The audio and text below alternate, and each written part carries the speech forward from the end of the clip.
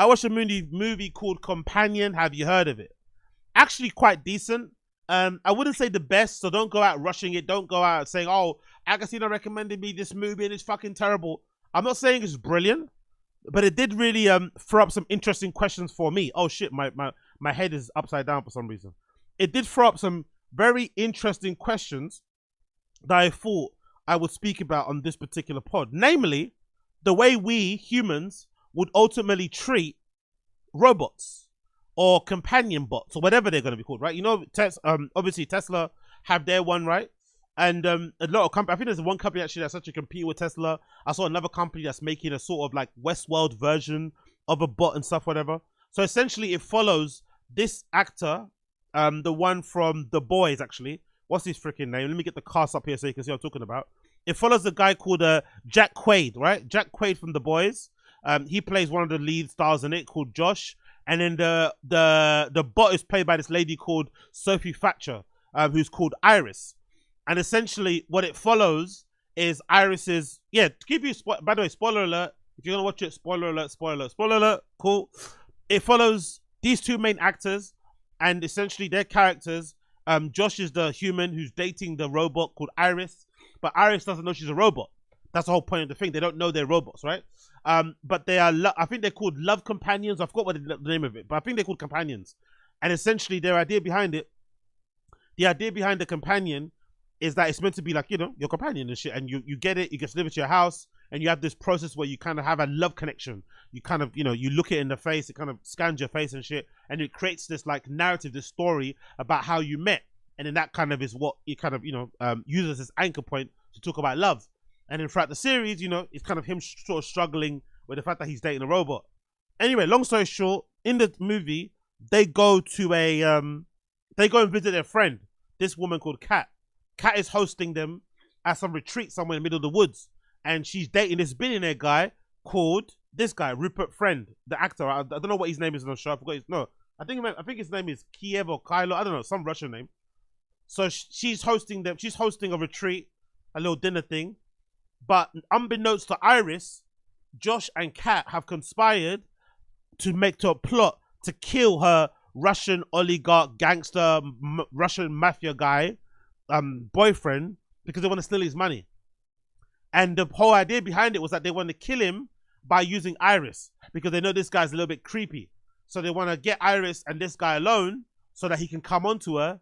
And then what this guy did, who's dating the Iris character, Josh, he ends up altering her settings to make her more aggressive, because he's got a phone that basically controls her base settings, like her intelligence, her aggression, her empathy, and all this malarkey. So he cranks up her aggression to like 20 or 40%. And then when she's alone with that Russian oligarch guy and he comes onto her and tries to force himself on her, she defends herself. And then she happens to find a knife in her pocket, which Josh obviously put in there, and she stabs the guy. And then it kind of follows them as they try to arrest this Iris girl companion. And it follows her also as she starts to realize and can become a little bit aware and have and become somewhat sentient during the movie. Anyway, not the best movie in the world. I'm describing the plot a little bit all over the place. I know I kind of butchered the plot, but that's kind of the general premise behind it. And I really enjoyed it. Mostly the reason why I enjoyed it, because I used to sometimes think some of these like dystopian, AI, sci-fi, black-pilled, cynical based movies were a little bit doomy, right? And they're a little bit too negative for my liking. I feel like sometimes, maybe because I'm a super fan of sci-fi and I'm a little bit of an optimist in that sort of way, and I'm really pro-tech, I sometimes can always look at the bright side and the positive side of tech and think, oh my God, I can't wait for flying cars. I can't wait until we're living in, in colonies on different planets. I can't wait until we until we have fucking supersonic jets once again. All these type of things. Right? I'm thinking of the future, and I'm thinking about how amazing it could be if we do have these robot companions. I'm thinking about how amazing the future could be potentially for people if their robot companions are introduced, and maybe it changes stuff like it introduces stuff like UBI and blah blah blah blah, autonomous vehicles, etc etc etc. I could sometimes be a little bit too positive on that sort of stuff, but then I think to myself, look what happened with COVID. COVID, I think, was the biggest eye opener for me as to like maybe these movies and series aren't too far off. I used to think about The Walking Dead, for instance. I thought The Walking Dead, why is The Walking Dead so bleak? right? Why is The Walking Dead so fucking bleak? And then you see what happened during COVID. You see how bleak it got during COVID. You see the reluctance of people just to follow the most simplest instructions. You see all the disinformation, the conflicting information, the adherence, the non-adherence, the tyranny, right? You see all that shit that was occurring during COVID. You think to yourself, oh, these scenarios that these directors, these showrunners, these writers are laying out are very much things that can happen in the real world. So I could definitely envision a future where, although we think these companions, these Tesla bots, are gonna be the things that sort of save us from, that save us from having to work menial jobs, I can sometimes think the actual main use of them will be for guys or characters like Josh to just abuse the sex bots sexually, emotionally, physically. That's what it's going to turn into being. Like, we're going to create like a whole horde of monsters who go and kind of, indulge all in their weirdest, freakiest fantasies and deplorable ideas onto these harmless fucking robots that are meant to help us, That's what I think is going to end up happening. As opposed to, oh, this is going to improve manufacturing, producing, it's going to bring back so many jobs, this is going to eliminate so many different sectors and allow us humans to kind of tap into our fullest potential and have us writing sonnets and poems and plays and movie scripts and going to the beach with our kids and stuff. Nah, actually, what it might end up happening is like most dudes will end up buying these companion bots, will end up fucking, busting a ton of loads in them, sorry to be crass, and essentially using them for murder plots. That's essentially what people are going to be doing. Nefarious things. Nothing really beneficial to society. Nothing beneficial to their lives. Nothing meaningful. Zero. All it's going to be is people indulging themselves in their weirdest, freakiest fantasies, which is the realest sad part when it comes to tech, because most of those things are true. And most of those things will freaking happen. Oh, big up Richie. Blood Clot Richie. Wagwan to fucking Richie. I just saw that, by the way. I appreciate it, Richie. Richie says, bro, thanks again for the Jackal Harlow video. Really enjoyed your take and impression on going out solo. I don't know if it's going towards the Balenci Fits or the Ket Fund or from the US, mate. Keep us there in the comment. Yeah. Big up Richie. Big up Richie. It goes to both, brother. It goes to both. I appreciate Richie in the stream chat. Big up Richie for the dono. I appreciate you. And yeah, the solo dining thing, there's not much more to add apart from what I said in the previous episode. I don't know. I have sympathy in it. I have sympathy and empathy on both sides. I understand why some people would like to go out with their friends on all occasions, on all circumstances, all occasions, go out with their friends. But I'm also very aware that I think the older you get, the more you realize that some people just don't have the time to go out with you all the time. It's not because they don't love you, because they don't like you. They have their own life. Just the other day, a close friend of mine who I kind of grew up with just announced that he had a baby. And he's probably the last person who I'd ever expected to have a kid. But he settled down, has a kid now. He's been sober for like a year. Absolutely killing it, right? So big up Matt. He's absolutely killing it, doing well in his life. But those type of things, if he says, oh, I can't come with you to this fucking art gallery opening, I can't take that as a slight. He has a different life now. You have a child, to look after. You have a quote-unquote wife to look after. These things will take precedent. So if that's the case, why wouldn't you treat yourself to going out, especially to someone like a dinner, just because you don't have anyone to go with? You're sort of denying yourself the opportunity to go to something that you really want to go to just because your friends can't accompany you. Now, it's different when you're younger, but I think when you're older, you start to become a little bit more secure about who you are, right, and what you're about. And it shouldn't be that difficult to step outside and be like, you know what?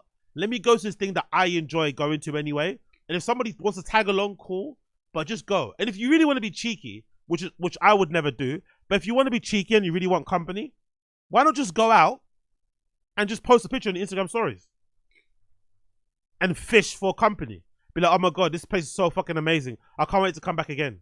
You never know who might reach out. You might have IG friends that you're not really that close with in real life who are looking for an opportunity to kind of reach out and sort of like, and extend their hand. By you tweeting or you sharing an Instagram story or a post about you eating at this said place or going to said place, it might be like, oh shit, you like that shit? I like that shit also. Hey, next time you're there, hit me up. And then boom, you have a connection.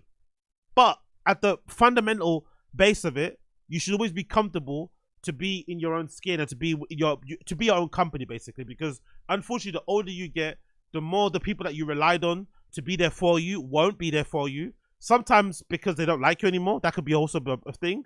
And mostly because they're just busy with their own lives. and that's completely fine. But you shouldn't have to change what you want to do because some people can't do the thing that you want to do, you know? Because I remember one time, like, I think the issue for me happened like back in the day. I remember happening, my little brothers were like quite, I think they were a lot, you know, adventurous as I was, maybe not as in taking the final step. But I remember early on, my brothers were like wanting to go to Amsterdam, even before I did. They were bang on the Amsterdam thing, obviously mostly to smoke, but to hang out, connect with people, you know, because they're into music and all that sort of shit. And I think the first couple of trips they missed out on going to because some of their friends didn't want to go. And they broke my heart. I was like, bro, why are you missing out on the opportunity to go and connect or meet people that you've made friends with over fucking PSN network and people that you're friends with over forums? Like, you got strong connection with these people and you share obviously a common interest in music and shit. Why wouldn't you go just because your friends don't want to go? Those are your friends over there. Yes, they're far. Yes, it's a fucking gamble, but go. Just go and hang out. See what I want. It's no big deal. You know, that's what people should, I think that's what we should do when it comes to Fashion Week. When it comes to Fashion Week and shit, you should do the same thing. If you really want to get plugged in, you're not going to get plugged in criticizing and pointing fingers online and being a fucking hater in the comments. Book a ticket. We will know what the Fashion Week months are, or the weeks, the calendars, wherever it may be. Google it. Find out what the dates are specifically, or broad range. Book an Airbnb or hotel somewhere. Something cheap. Nothing too crazy.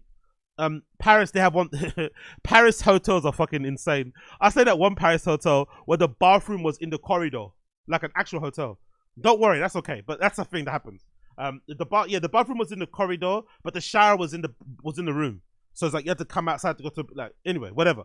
So go stay those type of places, and then just go to the shows. Just hang out outside the shows, especially nowadays where everyone's doing street fucking fashion things.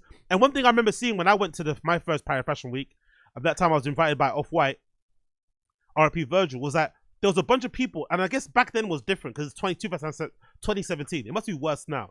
Back then, I didn't know there was a thing at Fashion Week, right? Where people just stand outside, don't even go into the show. So Off-White show was happening in some building. Everybody knows the location of the Off-White show. So they just go and hang around outside the Off-White show.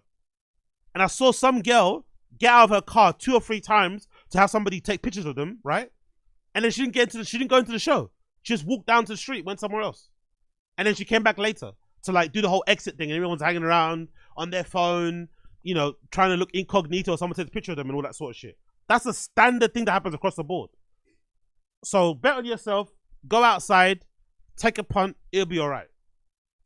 Back to Companion. So Companion kind of broke my heart because of the depiction of us humans and how we would deal and interact with these robots and these assistants. It really did break my heart.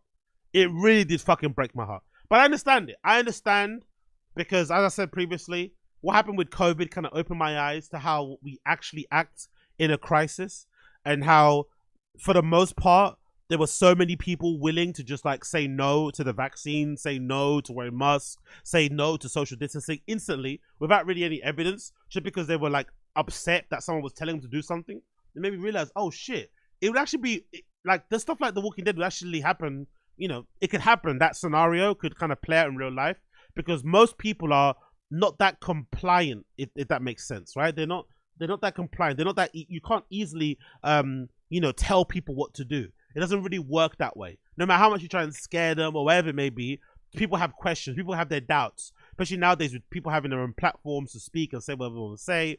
They kind of throw out bits of information. They have too many questions to ask. The government naturally don't like to answer these type of questions or get involved in Q&As with fucking, you know, citizens and whatever it may be. So I could definitely see a future where instead of us using these robots to kind of advance humanity and advance society, people just use them to indulge in some of their most deplorable, obscene, evil, and heinous acts. And that's what we saw during the Companion. So I recommend you check it out. It's actually quite an interesting movie. Again, nothing crazy. It's not mind expanding, don't get me wrong.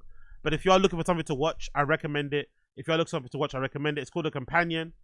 It came out just recently, actually. It's available now on all, I don't know. You know you find movies. It's listed as a horror sci-fi, and it's directed by, who's it directed by? It's directed by a guy called Drew Hancock, who also was a New Kind of Love series from the creators of Barbarian. I don't know what Barbarian is, but it's directed by a guy called Drew Hancock. What did Drew Hancock also do? I'm curious to see. What's Drew Hancock also responsible for? Let's see. Drew Hancock is also responsible for My Dead Ex, Fred Camp. Oh, some horrible things, by the way. What's this? Fred Free, Camp Fred, Acceptable TV, Tenacious D, Yacht Rocks, Blue Man. Okay, cool. Just watch his first. Just watch this movie, Companion. Don't worry about anything else on his CV. Watch Companion. I enjoyed it. I freaking enjoyed it